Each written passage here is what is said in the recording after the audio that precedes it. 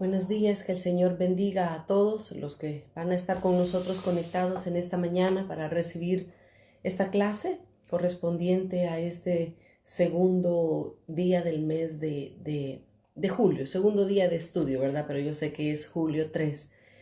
Vamos a seguir estudiando el tema del viaje de Israel y vamos a pedirle al Señor que sea Él quien nos bendiga, quien siempre nos dé esa palabra, ¿verdad?, de sabiduría para poder hablar lo que Él tiene en su mente y en su corazón para nosotros. Quiero que oremos juntos y le entreguemos este tiempo al Señor. Padre, te damos gracias en esta hora por la bendición, Señor, por ese privilegio que tú nos concedes de poder presentarnos delante de tu presencia, Señor.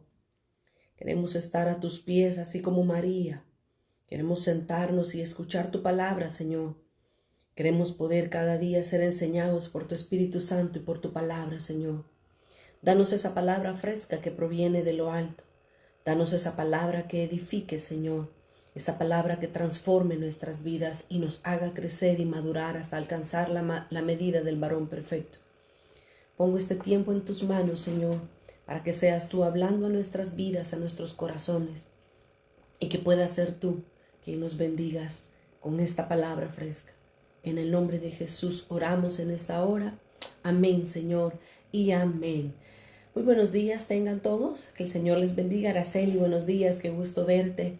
Buenos días a todos los que se conectan en esta mañana para poder participar de la clase y los que posteriormente también la van a poder ver. Estamos estudiando lo que es el viaje de Israel. El miércoles empezamos con este precioso tema del viaje de Israel, donde vamos a aprender muchas cosas importantes. El viaje de Israel para el pueblo de Israel, valga la redundancia, para ellos fue algo literal. Para ellos fue algo que tuvieron que vivir y afrontar a lo largo de los diferentes años. Pero para nosotros, el viaje de Israel lo estudiamos porque de alguna manera, de un sentido espiritual, nosotros también vamos a tener que vivir cada etapa que ellos vivieron. También nosotros la vamos a vivir como hijos de Dios, como el pueblo de Dios, el Israel de Dios, nosotros también lo vamos a experimentar. Por eso es necesario conocerlo, por eso es necesario aprender de los errores que cometió el pueblo de Israel para nosotros no cometer esos mismos errores. Nosotros ponerle atención y no cometer esos errores que el pueblo de Israel cometió. La semana pasada estuvimos hablando el miércoles estuvimos hablando de cómo eran 3 líderes principales que tuvo el pueblo de Israel. El principal líder para ellos fue Moisés, quien Dios llamó para poderlos sacar de Egipto y llevarlos hasta la llanura del río Jordán, cerca o a la entrada, mejor dicho, de la tierra de Canaán. Moisés fue el primer caudillo. El segundo caudillo que tuvo el pueblo de Israel fue Josué. Josué fue un joven que era siervo de Moisés, que estuvo siempre con Moisés, aprendiendo de él. Moisés le enseñó cómo poder liderar a un pueblo tan grande, aproximadamente 3 millones de personas. Era un pueblo realmente grande. Así es que Josué es el segundo líder de Israel, y el tercer líder que ellos tuvieron, ya estando en la tierra de Canaán, el que los ayudó a conquistar completamente toda Canaán, fue el rey David. 3 son los líderes importantes en el pueblo de Israel: Moisés, Josué y por último ellos reconocen al rey David.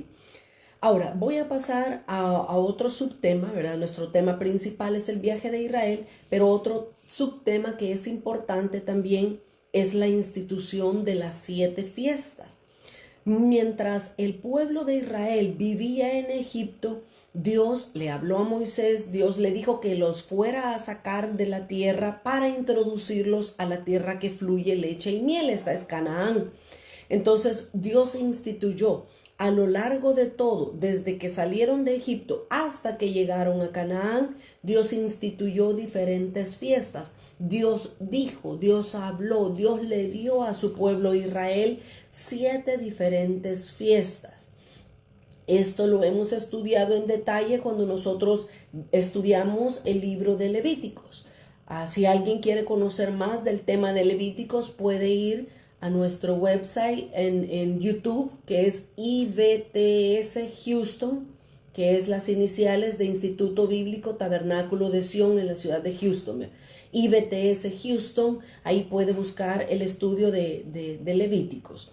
Ahora, lo vimos eso en detalle, más ahora vamos a tocarlo nuevamente, las 7 fiestas de Israel, pero con la intención de compararlo a nuestra vida espiritual. Para Israel eran 7 fiestas en lo natural, que ellos debían de vivirlas, experimentarlas y celebrarlas, porque Dios se lo había establecido así a su pueblo. Nosotros, como pueblo de Dios, como el Israel espiritual, nosotros tenemos que experimentar también estas 7 fiestas. Pero para nosotros, mis amados hermanos, ya no es en la forma natural. Nadie tiene que hacer todas estas 7 fiestas o celebrarlas de una forma literal. Nosotros de alguna manera las hemos vivido y experimentado de forma espiritual. Y es eso precisamente lo que quiero que hablemos ahora, de las 7 fiestas de Israel. ¿Qué es lo que esas fiestas significan o tipifican para nosotros? Voy a mencionar las 7 fiestas. Al igual que estoy hablando de Israel, que ellos celebraron las 7 fiestas a lo largo de toda su travesía o de todo su caminar con Dios, también nosotros vamos a celebrarlos en diferentes momentos o en diferentes etapas en nuestro caminar con el Señor. Vamos a aprender en este momento qué significa espiritualmente cada fiesta para nosotros. Ahora, el pueblo de Israel celebró 5 fiestas con Moisés. Celebró una fiesta con Josué y una última fiesta la celebró con el rey David. Es bueno entender estas divisiones para poder tener una idea clara. Recordemos, estamos estudiando el viaje de Israel. Esos detalles son importantes para que a nosotros nos muestren más o menos a dónde estamos en nuestro caminar con el Señor. Las 5 fiestas que el pueblo de Israel celebró con Moisés, primero es la Pascua, y en este orden se debían de celebrar. La Pascua, esta fiesta la celebraron cuando estaban en Egipto, cuando estaban con Moisés, cuando Moisés llegó a Egipto a hablar con Faraón. Vamos a estudiar más adelante también las plagas, las 10 plagas que Egipto experimentó por mano de Moisés. La primera entonces de las fiestas es la Pascua, que celebraron con Moisés estando todavía en Egipto. La segunda fiesta es los panes sin levaduras, que esta fiesta se celebró inmediatamente después de la Pascua. Fue seguida o unida básicamente estas 2 fiestas. Pascua, panes sin levadura, se celebraron bajo el liderazgo de Moisés, estando el pueblo todavía en Egipto. La tercera fiesta fue la fiesta de las primicias. Esta fiesta figuradamente o de una forma tipificada, el pueblo de Israel celebró bajo el liderazgo de Moisés las primicias cuando llegó al Mar Rojo. Ellos cruzaron el Mar Rojo y ahí simbólicamente celebraron la fiesta de las primicias. Ya voy a explicar el por qué. Luego, la cuarta fiesta que el pueblo de Israel celebró bajo el liderazgo de Moisés fue la fiesta de Pentecostés. Cuando ellos pasaron el Mar Rojo, ellos caminaron y llegaron hasta el monte Sinaí. Fue ahí donde Dios se manifestó de una manera visible para todo el pueblo. Ahí celebraron ellos espiritualmente y de una forma natural celebraron la fiesta de Pentecostés a las faldas del monte Sinaí. Y la quinta y última fiesta que el pueblo celebró con Moisés fue la fiesta de las trompetas. Esta fiesta fue celebrada o es figura cuando el pueblo llegó al monte de Moab. Ahí las trompetas se sonaron porque Dios pedía que el pueblo se congregara, porque tenía que darles nuevas leyes, leyes, no nuevas, leyes tenía que dárselas, y ellos se tenían que congregar para escuchar la voz de Dios. 5 fiestas celebró el pueblo de Israel bajo la guianza de Moisés. Pero la 6ª fiesta no la celebró con Moisés, la celebró con Josué, el nuevo líder Josué. Esta 6ª fiesta es la fiesta de la expiación. Esta es una fiesta que figuradamente ellos la experimentaron cuando cruzaron por el mar, el río Jordán, y llegaron a Gilgal. Ellos pasaron el río Jordán, el río Jordán con el liderazgo de Josué. Para este momento ya Moisés había muerto, y cuando ellos estaban al otro lado llegaron a un lugar llamado Gilgal. Justo en la entrada para Canaán, Dios les pidió a todo Israel que se circuncidara, porque si nosotros recordamos, toda la generación que entró a Canaán con Josué, todos ellos habían nacido en el desierto. Toda la generación que salió de Egipto murió en el desierto por incrédulos, por rebeldes, por tener muchas actitudes que le desagradaron a Dios. Ellos quedaron postrados en el desierto. Así es que cuando ellos estaban con Josué en Gilgal, Dios le habló a Josué y le dijo: circuncida a todo el pueblo. De esa manera ellos experimentaron la fiesta de la expiación. Esta es la única fiesta que no es para alegrarse, sino una fiesta que tiene mucho dolor implícito en ella. Y la última fiesta, la 7ª fiesta, no la celebraron con Moisés, no la celebraron con Josué, la celebraron con el rey David. La 7ª fiesta del pueblo de Israel es precisamente la fiesta de las trompetas. Y esta fiesta se celebró cuando David, el rey David, conquistó la última fortaleza que estaba en el monte de Sión, sacó a los jebuseos, los mató, los echó de Canaán, y el rey David puso su palacio en el monte de Sión. Cuando él llevó el arca del pacto al palacio, al patio del templo, y ahí es lo que se conoce como el tabernáculo de David. Ahí se celebró de una manera figurada la fiesta de los tabernáculos. También podemos ver esa fiesta cuando estaba David para morir y le dio el plano a su hijo Salomón para que edificara el templo a Jehová. Dice la historia que el templo fue terminado, el templo de Salomón fue un templo hermoso que fue terminado, y cuando iban a hacer la inauguración del templo de Salomón, la gloria de Jehová cayó, la gloria de Jehová descendió sobre el templo de Salomón, que los sacerdotes ni siquiera podían estar en pie para hacer sacrificios delante del Señor. Así es que esa fue la 7ª fiesta que el pueblo de Israel celebró con el rey David juntamente con Salomón, la fiesta de las trompetas. Ahora quiero que entremos y veamos en detalle. Tal vez no vamos a entrar a ver cada detalle de las 7 fiestas, mas sin embargo sí vamos a ver que cómo se celebraba la fiesta, cada una de las que ya mencioné, y qué es lo que representa espiritualmente para nosotros esa fiesta. La primera de las fiestas nosotros la encontramos en Éxodo capítulo 12. En Éxodo capítulo 12, desde el versículo 1 hasta el versículo 14, se nos habla de la primera fiesta, la fiesta de la Pascua.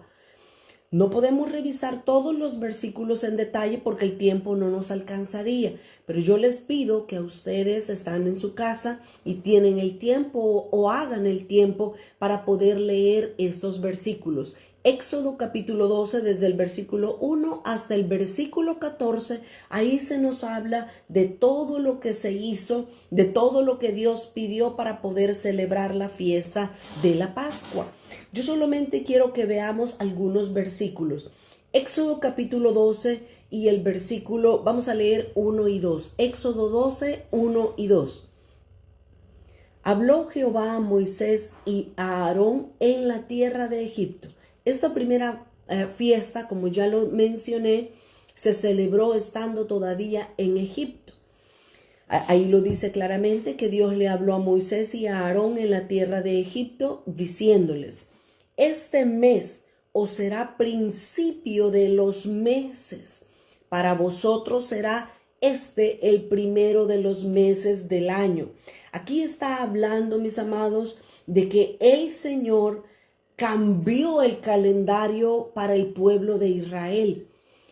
Ellos habían tenido un sistema de calendarización, pero Dios ahora lo cambió, porque ahora iba a ser un inicio, ahora iba a comenzar el éxodo para todo Israel, porque ellos iban a salir de Egipto y Dios les dijo: este va a ser el principio, el primero de los meses para todos ustedes. Dios cambió el tiempo para su pueblo y les dijo: cuando celebren la Pascua, va a ser el inicio del año para ustedes. Es por eso que cuando nosotros estudiamos las fiestas en detalle, cuando estudiamos Levítico, vimos que no concuerda. Para nosotros el primer mes del año es enero. Para Israel el primer mes del año al que se estaban refiriendo acá era el mes de abril, que era el mes de Nisán, el primer mes para ellos. Dios les cambió el horario o todo el calendario al pueblo de Israel. Para Israel el último mes del año no es diciembre. Aproximadamente es ahí como por octubre o noviembre el último mes para ellos. Pero ahora, Dios les cambió la fecha a su pueblo. Les dijo: la Pascua se va a celebrar y ese va a ser el inicio, la marca del primer mes del año para ustedes. La Pascua ya nosotros sabemos lo que se hace o lo que se hacía para el pueblo de Israel. Ellos tenían que agarrar un cordero, tenían que matarlo, sacrificarlo. Ellos iban a comer el cordero, la carne del cordero lo iban a comer asada al fuego. Pero la sangre de ese cordero la iban a echar en un lebrillo o en un pocillo o en una vasija. Iban a echar esa sangre, pero la iban a colocar en los dinteles de las puertas para que cuando la 10ª plaga pasara por Egipto, que era la muerte de los primogénitos, el ángel de la muerte no entrara a sus casas y no matara a los primogénitos de los judíos o del pueblo de Israel. Así es que eso es la institución de la Pascua para Israel: matar un cordero, comer la carne asada al fuego y la sangre ponerla como marca en las puertas de cada hogar de los israelitas. Pero ¿qué representa la Pascua para nosotros espiritualmente? La Pascua para nosotros como cristianos representa la salvación.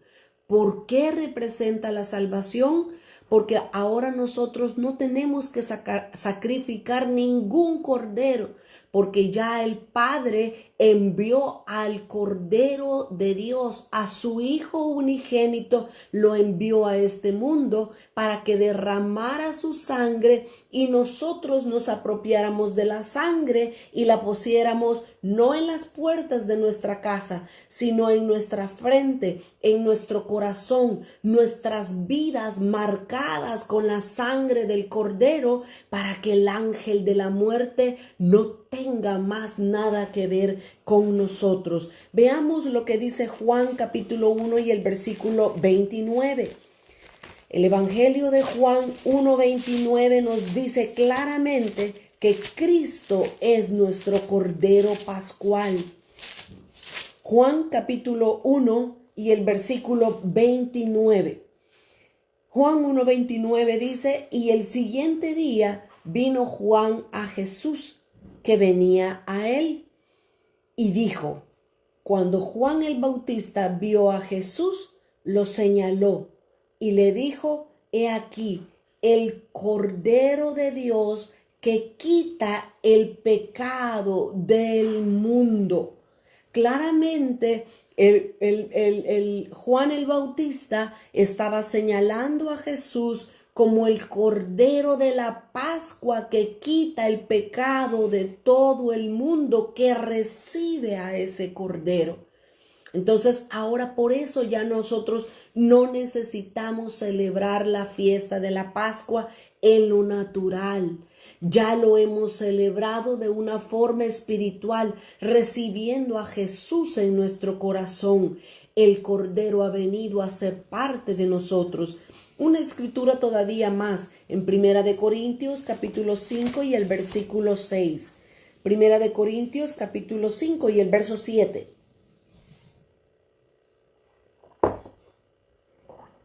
Dice 1 Corintios 5:7, limpiaos pues de la vieja levadura, para que seáis nueva masa, sin levadura como sois. Oiga lo que dice el versículo, porque nuestra Pascua, que es Cristo, ya fue sacrificada por nosotros. ¿Quién es nuestra Pascua? Es Cristo, y ya fue sacrificada por nosotros. La fiesta de la Pascua básicamente ya la celebramos. Cuando recibimos a Jesús, celebramos espiritualmente la fiesta de la Pascua en nuestras vidas, en nuestros corazones. Así es que cuando el pueblo de Israel celebró la fiesta de la Pascua, fue un nuevo inicio. Todo empezaría para ellos. Se marcaría, como ya lo dijimos, el primer día del primer mes del año para ellos.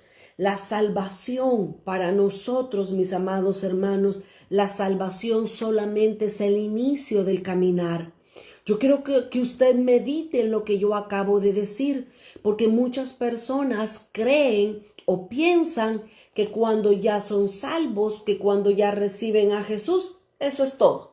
Ya no necesitan hacer nada más. Eso es erróneo, es equivocado. La salvación apenas es el inicio de un caminar largo que tenemos con el Señor. No crea que la salvación es la meta. La salvación es apenas la meta de inicio, la meta de salida. La meta para llegar es la perfección, es la santidad, es llegar a la Canaán espiritual, que es el cielo mismo con Dios.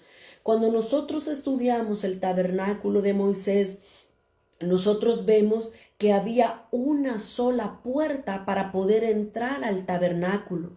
El tabernáculo era un rectángulo, vamos a decirlo de esa manera, un rectángulo que era rodeado por una pared de lino blanco.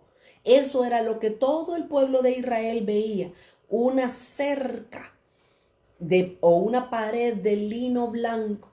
Pero la única entrada que tenía, esa entrada tenía 5 pilares. 5 postes tenía la entrada, y el número 5 nos habla de gracia. Pero también esa única puerta que tenía para entrar al tabernáculo de Moisés, esa puerta nos está hablando también de Cristo. El Señor Jesús dijo, yo soy la puerta de las ovejas, dijo Jesús. Así es que tenemos entrada a todo el reino de Dios por un solo camino, por una sola puerta. ¿Cuál es la puerta? El Señor Jesucristo. Él es nuestra entrada. Él es nuestro Cordero que fue ya sacrificada para que nosotros tuviésemos entrada al reino de los cielos. Así es que, mis amados hermanos, de eso nos habla la fiesta de la Pascua. Espiritualmente, la fiesta de la Pascua nos habla de la salvación por medio del Cordero, por medio de Jesucristo. Hay muchísimos aspectos más que hablar con respecto a esta fiesta, pero no quiero entretenerme mucho en cada una de ellas. Solamente quiero que extraigamos lo que significa espiritualmente para nosotros. Ahora, regresamos nuevamente a Éxodo capítulo 12. En Éxodo capítulo 12, ahí vemos también la institución de la segunda de las fiestas. La segunda de las fiestas se celebraba en la misma semana. En la misma semana que se celebró la fiesta de la Pascua, se celebraba también la fiesta de los panes sin levadura. Éxodo capítulo 12, esta fiesta la encontramos desde el versículo 15 hasta el versículo 20. Yo le animo que lo lea en su casa. Por favor, sea usted un cristiano como los de Berea, que escucha, anota y luego se va a su casa y comienza a escudriñar lo que la Biblia le deja a usted también escrito. Éxodo capítulo 12, desde el versículo 15 hasta el versículo 20. Voy a leer únicamente el versículo 15. Éxodo 12, 15. 7 días comeréis panes sin levadura, y así el primer día haréis que no haya, que no haya levadura en vuestras casas, porque cualquiera que comiere leudado desde el primer día hasta el séptimo será cortado de Israel. A esta segunda fiesta se le llamaba los panes sin levadura, precisamente porque Dios le dijo a su pueblo: ustedes van a hacer panes, pero no le van a poner levadura, no se van a elevar. Dios pidió que el pueblo de Israel hiciera específicamente esto por un motivo, por una razón. Ya lo voy a decir por qué. Pero la levadura no solamente debía de ser quitada del pan o de la comida, debía de ser sacada la levadura de toda la casa de todos los israelitas. Así lo dice: no haya levadura en vuestras casas. Ninguna granito de levadura debía de encontrarse en su casa, en la casa de los israelitas. Dios, todo lo que nos dice, mis amados, lo dice con propósito, lo dice por un motivo muy válido, muy fuerte, por eso nos lo dice. Ahora, el número 7, porque la fiesta de los panes sin levadura debían de comer 7 días los panes sin levadura. ¿De qué nos habla el número 7? El número 7 nos habla de perfección, nos habla de algo que es completo. Ahora, festejar la fiesta de los panes sin levadura es algo que nosotros ya hemos hecho, pero también es algo que debemos hacer continuamente. Por eso eran 7 días, porque no va a tener final. Y aquí es donde yo lo quiero llevar a lo que significa la levadura. Entonces Dios dijo por 7 días, y 7 significa completo. Significa que debemos de festejar la fiesta de los panes sin levaduras continuamente. Es importante que nosotros sepamos lo que representa espiritualmente los panes sin levadura. ¿Qué representa para nosotros espiritualmente celebrar los panes sin levadura? Esto representa para nosotros alimentarnos de la palabra pura de Dios. Los panes nos hablan de la Biblia, de la palabra de Dios. La palabra de Dios no tiene que estar mezclada con ningún tipo de levadura. Vea por favor conmigo lo que dice Primera de Pedro capítulo 2. Primera carta de Pedro capítulo 2, versículo 1 al 3. Primera de Pedro capítulo 2 y el versículo 1. Dice el apóstol Pedro: desechando pues toda malicia, todo engaño. Malicia no significa, ay, qué maliciosa por los aretes, por cómo se pinta, por cómo... Eso no es malicia en la Biblia. En la Biblia, malicia significa un tipo de maldad, un tipo de algo que es de doble pensamiento, algo malo. Entonces dice Primera de Pedro 2 y el versículo 1, desechando pues toda malicia, todo engaño, hipocresía, envidias y todas las detracciones. Desead como niños recién nacidos la leche espiritual no adulterada. Mire este versículo, a mí me sorprende cómo el Señor nos dice, hay leche, Hay leche que es la palabra de Dios, pero también hay leche que puede estar adulterada. ¿Y cómo se adultera una leche? ¿Alguien sabe cómo se adultera una leche? Simplemente cuando se le agrega agua o cuando se le agrega cualquier otro ingrediente para que abunde, están adulterando la leche. Entonces tengamos cuidado, mis amados hermanos, con lo que oímos, porque de esto precisamente nos habla la fiesta de los panes sin levadura. Hay doctrina falsa, hay doctrina, hay engaño que se puede mezclar con la palabra de Dios y ya viene a resultar una leche adulterada. Cuando alguien hace un sobreénfasis en una sola parte de la escritura, eso tenemos que tener cuidado, porque hay un tipo de mezcla que se está adulterando la leche.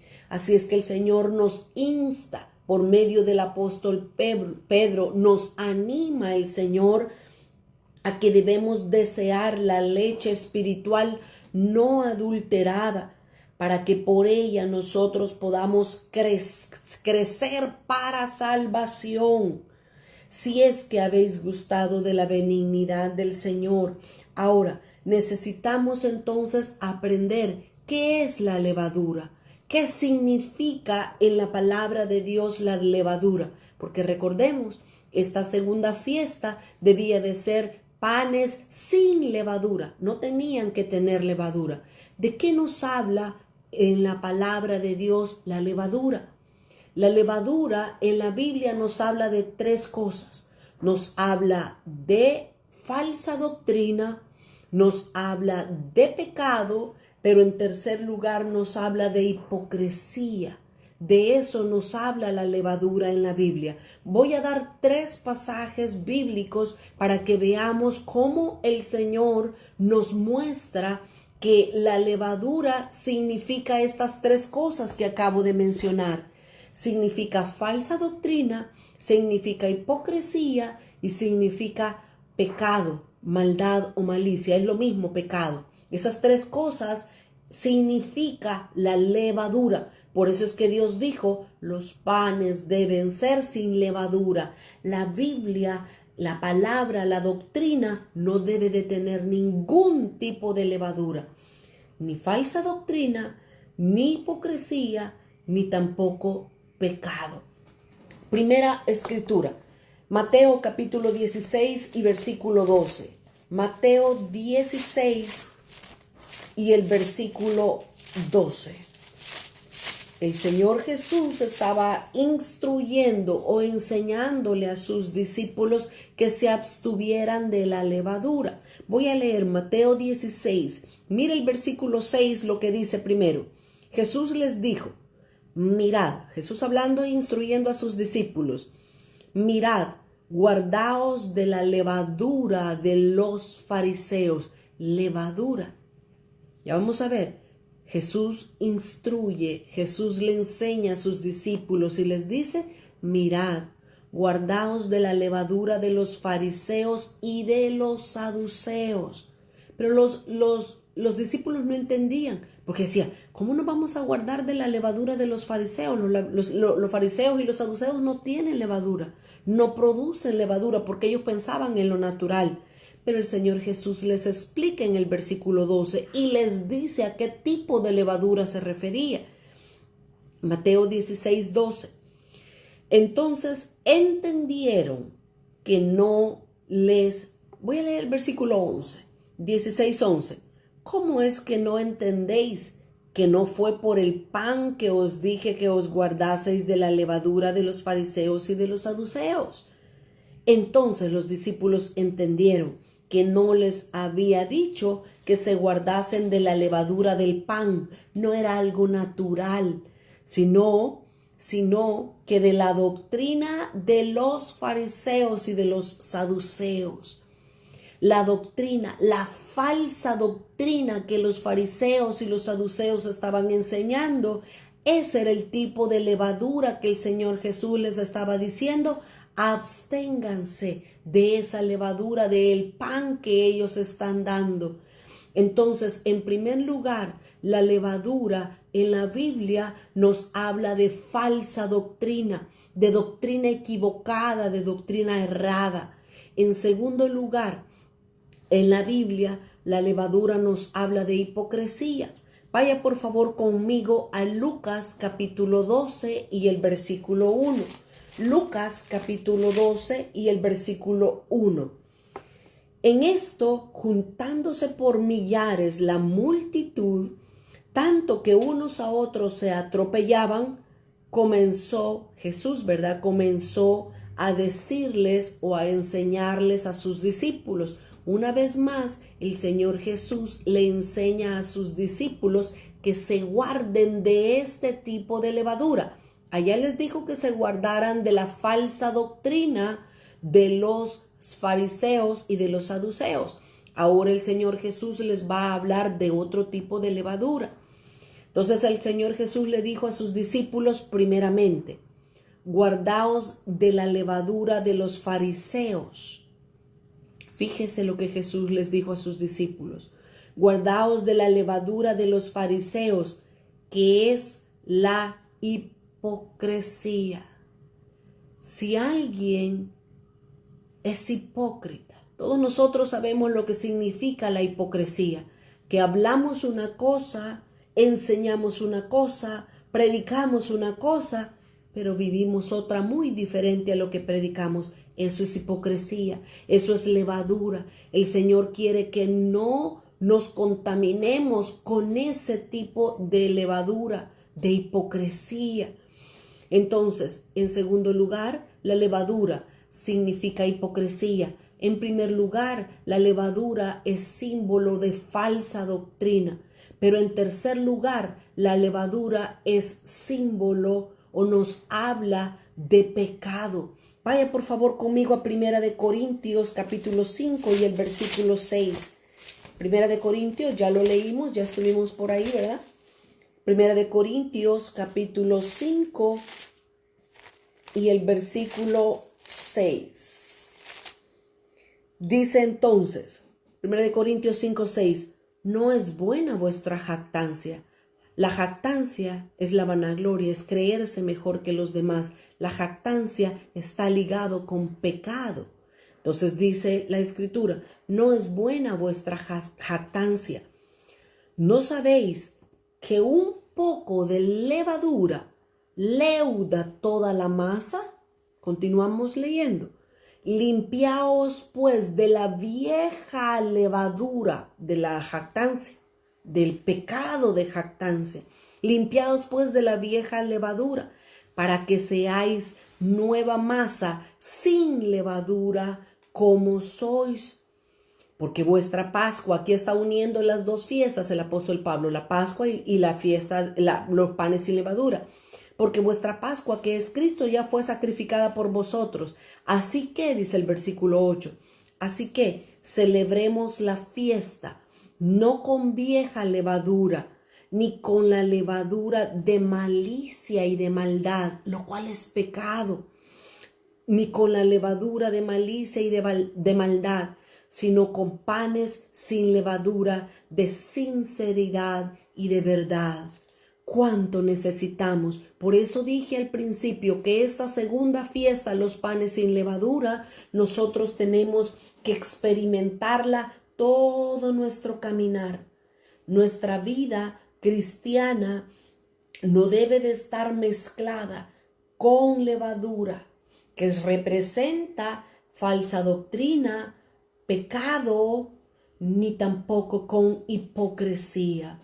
Que Dios nos ayude, mis amados hermanos, a poder discernir. Dice Hebreos capítulo 5, que por el uso que le damos a nuestros sentidos espirituales, y llámense sentidos espirituales a los 5 sentidos naturales que nosotros conocemos: la vista, el oído, el olfato, el tacto y el gusto. Los 5 sentidos en lo natural. En lo espiritual también tenemos que desarrollarlos.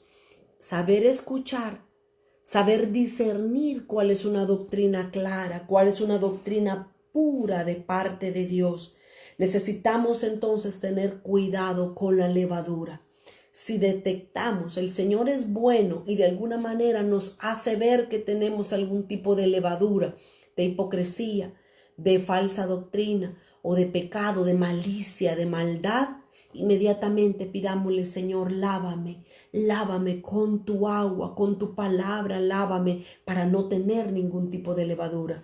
Miren lo que dice Cantares, capítulo 2 y el versículo 5. Tengamos cuidado, porque miren, nosotros que estamos en la cocina, ¿verdad? Nosotros sabemos cómo es la levadura. La levadura son granulitos, así como el azúcar, así granitos diminutos. Entonces dice, un grano de levadura puede leudar toda la masa, un granito. Entonces, eso lo que muestra es que un pequeño pecadito que tengamos albergado o guardado en nuestro corazón puede echar a perder nuestra vida cristiana. Que Dios nos ayude, mis amados hermanos, a limpiarnos de toda esa levadura. Dice Cantares capítulo 2 y el versículo 5. Cazadnos las zorras pequeñas que echan a perder las viñas. Hay todo un viñedo, grande lugar, la parcela llena de viñas, de plantado de viñas, pero hay pequeñas zorras que se meten a las viñas y ¿sabe qué? Esas pequeñas zorras que no se miran son las que, aquí dice, son las que echan a perder toda una viña. Esas cosas pequeñas, esos pecados pequeños que usted o yo disculpamos, pueden a la larga traernos grandes, pero grandes consecuencias a nuestra vida espiritual. Mis amados, no disculpemos ningún pecado que tengamos en nuestra vida.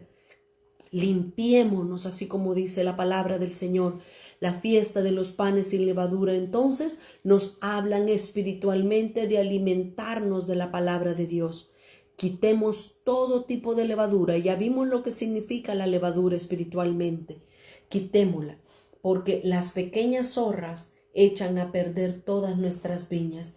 Seamos sin doblez, seamos sinceros, seamos sin hipocresía, mis amados hermanos. Que la misma cara que le presentamos a la persona al frente cuando hablamos con ella, sea la misma cara que tengamos detrás de esa persona con otras personas refiriéndonos a la otra.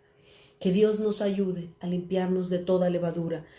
Número 3, fiesta número 3, es la fiesta de las primicias. La fiesta de las primicias la encontramos en Éxodo capítulo 14. Una vez más, lea el capítulo 14 del Éxodo y ahí va usted a ver la fiesta de las primicias. Esta fiesta de las primicias, el pueblo de Israel la celebró no de una forma natural, sino de una forma simbólica. Cuando Israel, usted lee Éxodo capítulo 14 y usted lo que se va a encontrar es cuando el pueblo de Israel salió de Egipto, caminó unos cuantos pasos, por decirlo así, y llegaron al Mar Rojo. Cuando ellos llegaron al Mar Rojo, ellos se encontraron con la sorpresa de que no podían pasar al otro lado, porque nada más y nada menos estaba en medio de ellos este gran Mar Rojo. Pero luego ellos volvieron su rostro hacia atrás y ellos vieron que los egipcios venían en sus carruajes, en sus caballos, venían a agarrarlos una vez más y a regresarlos a Egipto. Así es que cuando ellos estaban entre la espada y la pared, básicamente, ellos comenzaron a decirle a Moisés: ¿qué hacemos? Atrás está nuestro enemigo y al frente está el Mar Rojo, ¿qué hacemos? Moisés eleva su mirada, ora a Dios y le dice: Dios, ¿qué hago? Y Dios le dice, a mí me encanta cómo Dios le responde a Moisés, y Dios le dice a Moisés: ¿y por qué me preguntas a mí? Agarra la vara que tienes en tu mano y toca el Mar Rojo. Mire Dios cómo es como que si Moisés supiera lo que tenía que hacer. Pero Dios le da la instrucción a Moisés y le dice, agarra la vara que tienes en tu mano y toca el agua del Mar Rojo.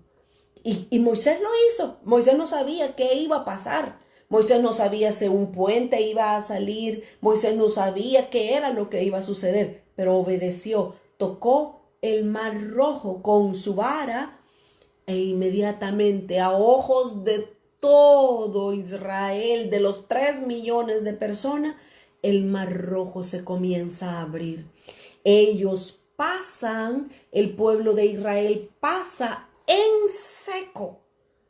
¿Quién como Jehová nuestro Dios, que tiene el poder de abrir el Mar Rojo a ojos de todo el mundo? Entonces Israel pasa el Mar Rojo en seco, y cuando al último del pueblo de Israel había pasado, inmediatamente el agua se cierra. El agua comienza una vez más a seguir su cauce normal. ¡Qué increíble! Solo de ver ese milagro era para estar llorando, saltando, gritando, creyendo que Dios era capaz de hacer lo imposible a favor de su pueblo. Así es que simbólicamente el pueblo de Israel celebró la fiesta de las primicias cuando pasó por el Mar Rojo en seco. ¿Por qué?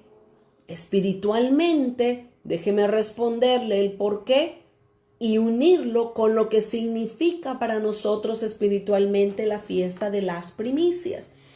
La fiesta de las primicias para nosotros espiritualmente representa el bautismo en agua.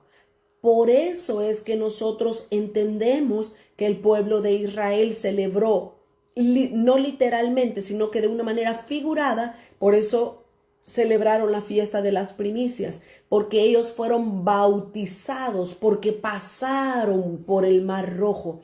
Espiritualmente, la fiesta de las primicias para nosotros representa el bautismo en agua. Esto es un paso que todo cristiano, que toda persona que recibe a Jesús necesita bautizarse en agua.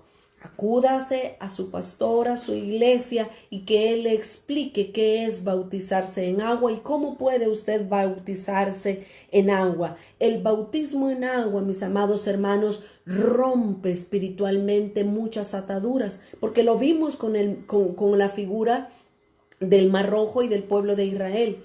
Cuando el pueblo de Israel pasó al otro lado del Mar Rojo, Dios les dijo: Israel, los enemigos que te seguían nunca más los volverás a ver en tu vida. Eso es lo que hace el bautismo en agua. Rompe muchas ataduras, nos desliga de mucho pecado que habíamos estado cometiendo en el pasado. Es importante el bautismo en agua. Cuando vemos en la iglesia primitiva, cuando vemos al apóstol Pedro compartiendo en el día de Pentecostés, cuando 3,000 personas se convirtieron al Señor, ellos corrieron al apóstol Pedro. Eso está en Hechos capítulo 2 y el versículo 38. Cuando Pedro compartió ese precioso y poderoso mensaje, la gente corría a Pedro y le decía: Pedro, ¿qué haremos para ser salvos? Y mire lo que le dice el apóstol Pedro. Hechos capítulo 2 y el versículo 38 les dice: arrepentíos y bautícese cada uno de vosotros en el nombre de Jesucristo para perdón de los pecados, y recibiréis el don del Espíritu Santo. Mire, esta respuesta que el apóstol Pedro le dio a aquellos hermanos en aquel momento es muy clave para cuando una persona recién acaba de convertirse al Señor. Aquí está la clave para que una persona salga del reino de las tinieblas y entre y nazca al reino de la luz. Dice que hay 3 cosas básicas que una persona tiene que experimentar.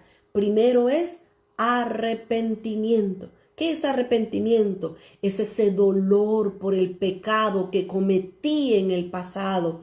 Ese es el Espíritu Santo trayendo convicción de pecado.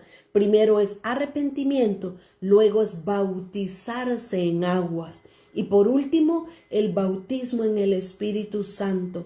Importante esta clave. Si alguien le dice a usted, mire, con solo que se bautice en agua es suficiente, no necesita hablar en lenguas, eso es locura, eso es marihuanada, dicen algunas personas. Eso es mentira, eso es doctrina falsa, eso es erróneo. Necesitamos rogarle al Señor que nos bautice con su Espíritu Santo también, que tengamos la experiencia de hablar nuevas lenguas. 3 cosas son necesarias: arrepentimiento, bautismo en agua y luego dice, para que recibáis el don del Espíritu Santo. Son 2 cosas muy diferentes, son 2 bautismos completamente diferentes. Ser bautizado en agua es completamente diferente a ser bautizado en el Espíritu Santo. Esta era entonces la tercera de las fiestas, la fiesta de las primicias, que se celebró figuradamente cuando ellos cruzaron por el Mar Rojo. La cuarta fiesta es la fiesta de Pentecostés. Esta cuarta fiesta nosotros la podemos encontrar en Éxodo capítulo 19. Léalo por favor en su casa. Éxodo capítulo 19 encontramos nosotros cuando el pueblo de Israel llega al monte de Sinaí. Ellos llegan al monte Sinaí y lo que usted va a leer en este capítulo 19 es como Dios le pide al pueblo que salga y se ponga al pie del monte Sinaí. Ellos literalmente vieron a Dios manifestarse. No lo vieron a Dios cara a cara, vieron a Dios manifestarse en el monte, porque vieron humo, vieron fuego, vieron trueno, vieron relámpagos, vieron temblores en toda ese monte Sinaí. Ahora, la fiesta de Pentecostés, ¿qué representa espiritualmente para nosotros la fiesta de Pentecostés? Espiritualmente representa el bautismo en el Espíritu Santo.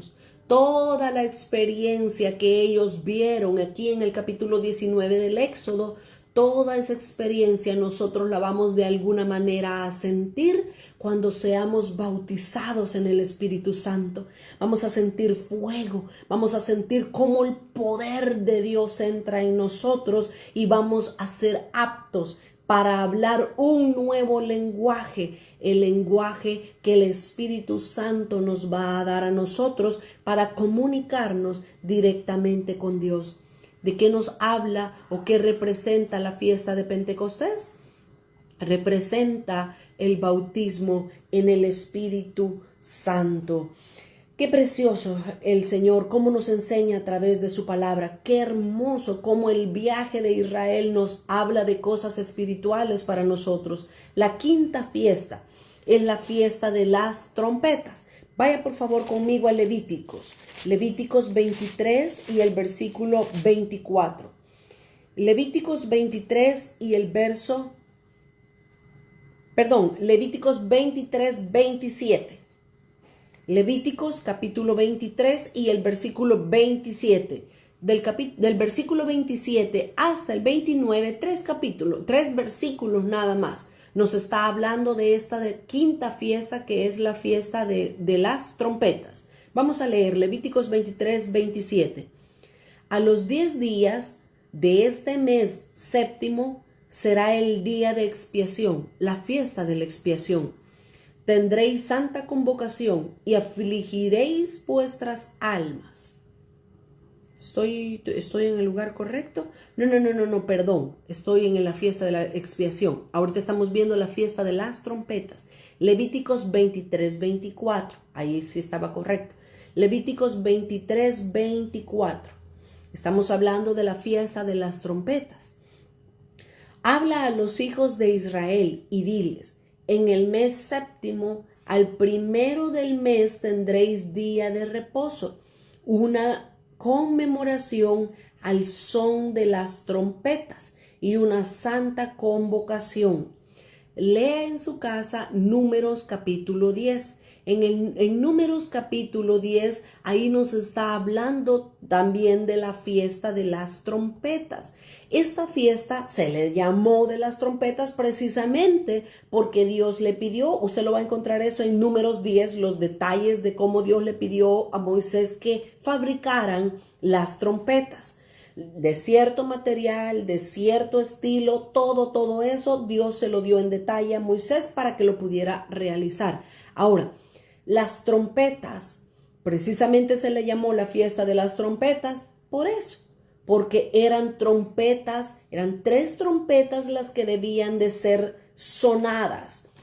Permítame, déjeme corroborarle y corregirle, ya dudé si son 3 o 2.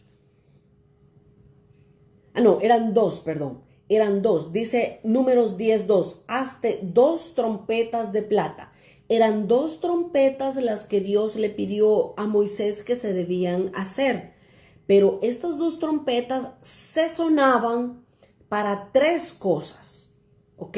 Eran 2 trompetas de plata que debían de sonarse para 3 cosas específicas. No se iban a sonar para cualquier cosa. No, 3 cosas específicas. En primer lugar, Dios le pidió, aquí lo va a encontrar a usted lo va a encontrar en el capítulo 10 de Números cuando lo lea. La primera vez que debían de sonar la trompeta era para congregar al pueblo. Cuando Dios tenía un mensaje para su pueblo que darle, Dios le pedía que sonaran las trompetas. Cuando el pueblo oía que la trompeta sonaba, entonces ellos salían de sus tiendas y se congregaban en un solo lugar porque Dios tenía algo que hablarles. Entonces, las trompetas sirven para convocar a la nación de Israel. En segundo lugar, la trompeta sirve para mover el campamento. De cierta manera, tenían que ser tocadas las trompetas y ellos sabían, todo el pueblo de Israel sabía, hoy ese sonido de esa trompeta significa que yo tengo que comenzar a preparar mis maletas, que tenemos que levantar la tienda porque vamos a seguir caminando. Imagínense mover a 3 millones de personas.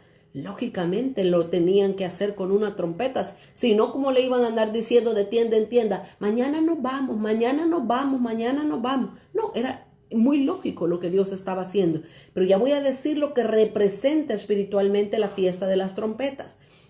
Ahora, lo tercero para que se debían de sonar las trompetas.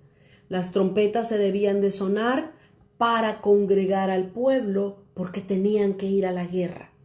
Habían enemigos que estaban acechándolos y ellos tenían que sonar. Había cierto sonido. Por ponerle un ejemplo, usted lo va a encontrar cuando lea Números capítulo 10. Por ponerle un ejemplo, Dios dijo, cuando yo tenga algo que decirle al pueblo, van a sonar la trompeta una vez. Por decirlo de alguna manera y que entendamos, ¿verdad? Luego, si la trompeta sonaba una vez, ellos sabían que tenían que congregarse porque Dios tenía que hablar algo. Pero si la trompeta sonaba 2 veces, ellos sabían que tenían que preparar maletas para poderse mover del lugar. Pero si la trompeta sonaba 3 veces, ellos sabían que ese sonido era un sonido de guerra, que ellos tenían no que agarrar las maletas, no que salir a congregarse, no, ellos tenían que agarrar sus armas y salir a pelear. Ahora, ¿de qué nos habla espiritualmente la fiesta de las trompetas a nosotros? Espiritualmente, para nosotros, nos habla de un nuevo llamado a avanzar con Dios. Dios nos va llevando de lugar en lugar. Dios nos va diciendo, ahora tienes que moverte a cierto lugar. No sé si ustedes han experimentado y han visto esto en sus vidas. Dios te permite que estés o que convivas con cierto grupo de personas, 1 año, 2 años, 3 años, 7, 10, lo que sea el tiempo que Dios quiera. Pero de repente Dios te mueve a otro lugar. Dios te lleva a otra congregación o a otra ciudad. Eso significa que Dios ha movido tu campamento. Eso significa que Dios sonó la trompeta para que tú te muevas a otro lugar. Y vas conociendo personas en diferentes lugares, en diferentes ciudades, en diferentes iglesias. Pero es porque Dios te está pidiendo que avances en tu caminar. De eso nos hablan entonces las trompetas. Ahora, necesito terminar con las siete fiestas. Hemos terminado con la quinta fiesta, que es la fiesta de las trompetas. Veamos la sexta trompeta. Solo les recuerdo que estas primeras 5 fiestas el pueblo de Israel las celebró o las experimentó bajo el liderazgo de Moisés. Pero la sexta fiesta, el pueblo de Israel la celebró con Josué, ya no con Moisés, ahora con Josué. ¿Cuál es la sexta fiesta? Es la fiesta de la expiación. Ahora sí, leamos Levíticos capítulo 23 y el versículo 27. Esta sexta fiesta Israel la celebró con Josué. Veamos de qué se trata esta fiesta. Dice el versículo Levíticos 23, 27. A los 10 días, el número 10 es número de prueba. Ya voy a explicar. A los 10 días de este mes séptimo será el día de expiación. Tendréis santa convocación. Oiga, afligiréis vuestras almas y ofreceréis ofrenda encendida a Jehová. Ningún trabajo haréis en este día, porque es día de expiación, para reconciliaros delante de Jehová vuestro Dios, porque toda persona que no se afligiere en este mismo día será cortado del pueblo. Ok. Esta sexta fiesta, la fiesta de la expiación, la celebraron el pueblo de Israel, la celebró por medio o con Josué, con el líder Josué. ¿A dónde lo celebraron? Como lo dije al principio de la clase. Esta fiesta, cuando todos llegaron con Moisés hasta enfrente del río Jordán, ahí Moisés subió al monte que se llama Pisga y ahí habló con Dios y ahí Dios le dijo: hasta aquí llegaste, Moisés, te vas a morir.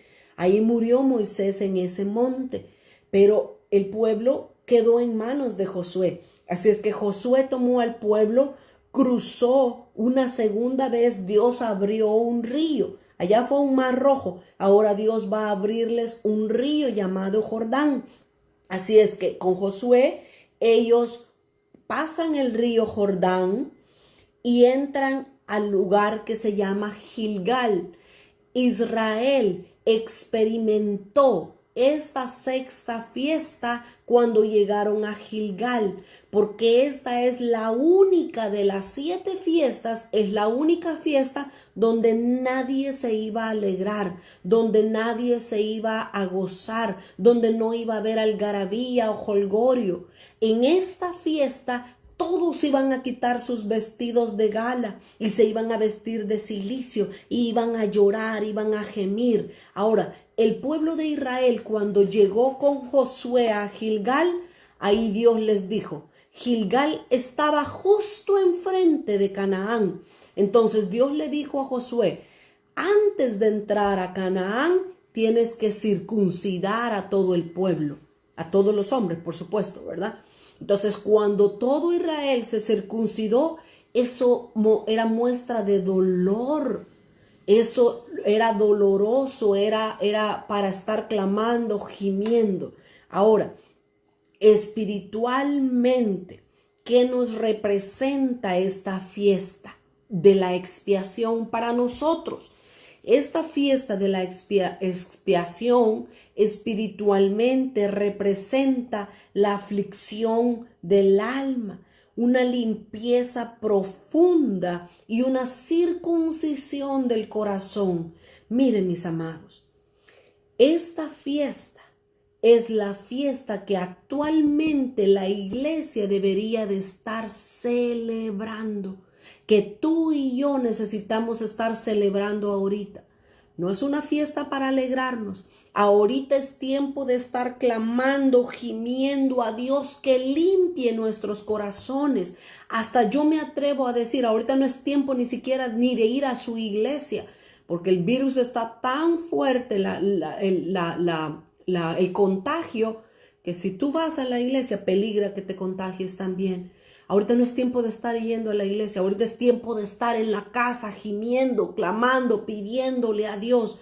No necesitas encontrar a Dios en la iglesia. Dios está en tu casa ahorita.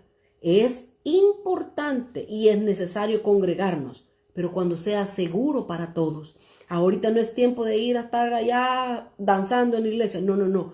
Ahorita estamos viviendo espiritualmente la fiesta de la expiación. Necesitamos quebrantarnos, necesitamos gemir, pedirle a Dios, límpiame, límpiame, circuncida mi corazón, porque estamos por entrar a la séptima fiesta, estamos por entrar a Canaán.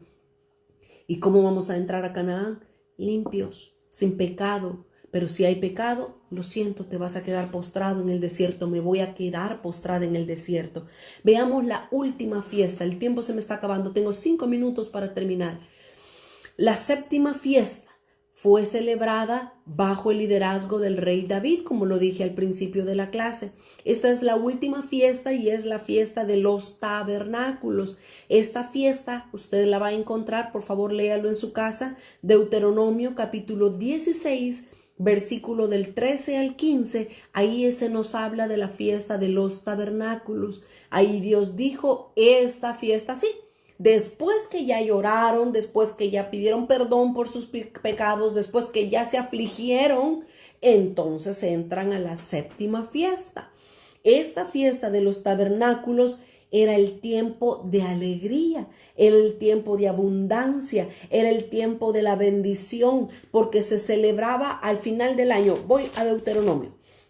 Deuteronomio capítulo 16 y el versículo 13 al 15. La fiesta solemne de los tabernáculos harás por 7 días, cuando hayáis hecho la cosecha de tu era y de tu lagar.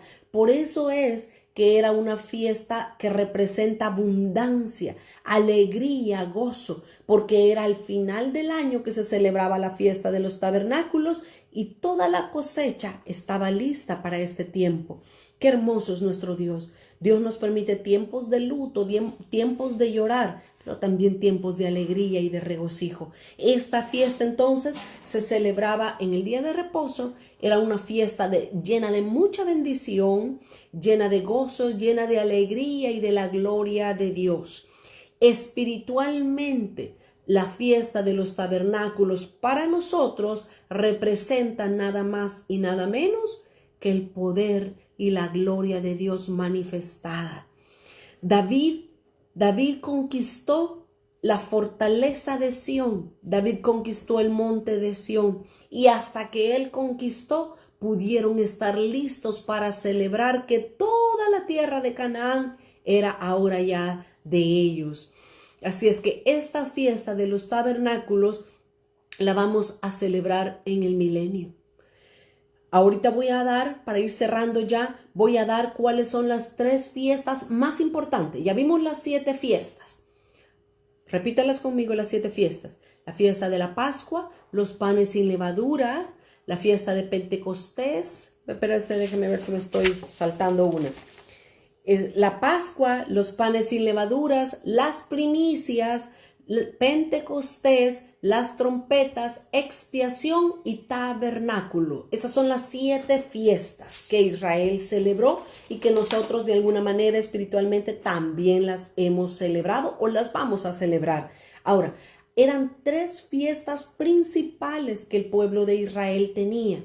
3 fiestas principales.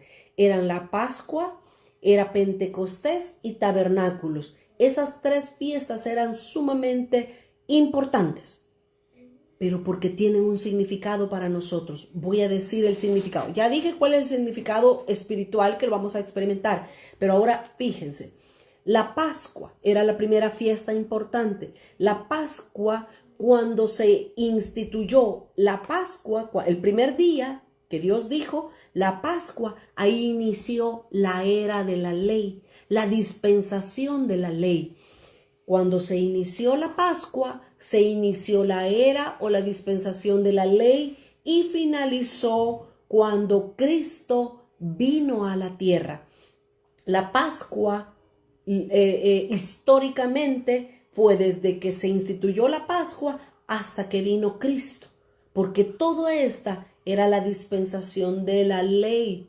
Ahora, la segunda fiesta, Pentecostés. Pentecostés comenzó allá en el libro de los Hechos cuando la iglesia primitiva nació. El Pentecostés comenzó otra nueva era, la dispensación o la era de la gracia, la dispensación de la iglesia, que esta tiene un periodo aproximado de 2000 años. La Pascua tiene un periodo aproximado de 1500 años, pero la dispensación o la fiesta de Pentecostés dura desde que inició en el libro de los Hechos la iglesia primitiva y va a terminar hasta la segunda venida de Cristo. Estamos por terminar esta dispensación, la era de la iglesia, la era de la gracia. Estamos por terminar esta fiesta de Pentecostés. La tercera fiesta es la fiesta de los tabernáculos. Esta fiesta va a comenzar cuando inicie el milenio. Cuando inicie el milenio va a comenzar la celebración. Va a ser un reino hermoso que va a durar 1000 años. 1000 años, esta tercera fiesta importante de los tabernáculos, donde ahí vamos a celebrar con Cristo, vamos a gozar de la bendición. Dice la Escritura, lea Apocalipsis capítulo 20, todo Apocalipsis 20 nos habla del milenio. Ahí vamos a estar celebrando con Cristo y dice que va a haber, yo por esperanza estoy diciendo que voy a estar ahí, ¿verdad? Vamos a estar ahí. Dice que va a ser un reino de justicia, paz y gozo. Esa es la dispensación número 7, la dispensación número 7, la del milenio. Justo cuando terminemos esta dispensación, la dispensación de la gracia, entramos a la última dispensación, el milenio, para después irnos a la eternidad con Cristo en los cielos. Mis amados hermanos, de esta manera concluimos la clase de este día. Básicamente vimos las 7 fiestas, lo que representa espiritualmente para nosotros. La próxima semana, el próximo miércoles, vamos a entrar a ver cuál era la preocupación de Dios por su pueblo. Vamos a ver cuando Dios oyó el clamor de Israel y dijo: Dios, me duele cómo están tratando a mi pueblo. Voy a enviar a un libertador. Eso lo vamos a ver la próxima semana, el próximo miércoles, con la ayuda de Dios. Les doy gracias a todos ustedes que han podido estar con nosotros compartiendo la transmisión de este día. Sé que aquí es un poco difícil porque hoy es un día de descanso, es un día de que nadie trabaja o la mayor parte de personas no han trabajado. Básicamente es nuestro sábado. Así es que muchos se han dormido o andan paseando con sus familias, pero les doy gracias a los que se conectaron en este día, ¿verdad? Para poder escuchar la clase. Vamos a orar y darle gracias al Señor porque hemos terminado la clase de este día. Padre, te damos gracias en esta hora porque hemos terminado, hemos concluido, Señor, con la enseñanza de este día. Muchas gracias porque tu asistencia, porque tu Espíritu Santo estuvo desde el principio hasta el final de esta clase. Quédate con nosotros, Señor. Continúa hablando a la mente y el corazón de tus hijos, mi Dios, para que ellos puedan seguir creciendo, puedan seguir madurando y puedan seguir alcanzar a la medida del varón perfecto que es Cristo. Muchas gracias, Señor. Bendice a mis hermanos en su lugar donde ellos se encuentren en esta hora y llévales paz, gozo y bendición a sus vidas. En el nombre de Jesús oramos. Amén y amén. Mis amados hermanos, que el Señor les bendiga. Muchas gracias por estar conectados y que el Señor les bendiga. Nos vemos el próximo miércoles a las 10:30 de la mañana para continuar con la preocupación de Dios por su pueblo. Que el Señor les bendiga. Hasta pronto.